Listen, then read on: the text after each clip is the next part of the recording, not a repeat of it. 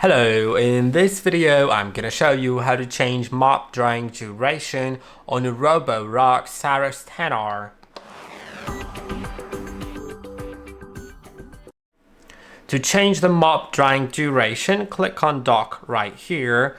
Then you'll find Dock Settings.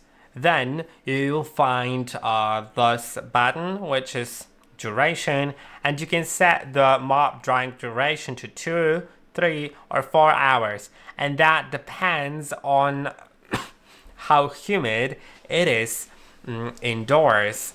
For a dry indoor environment, it would be 2 hours. For moderate, it would be 3. And for the East Asian rainy seasons or continuous humid weather in southern China and areas on the coast, you should set it to 4 hours. And I hope that this video was helpful. Don't forget to like and subscribe, and I'll see you in the next one.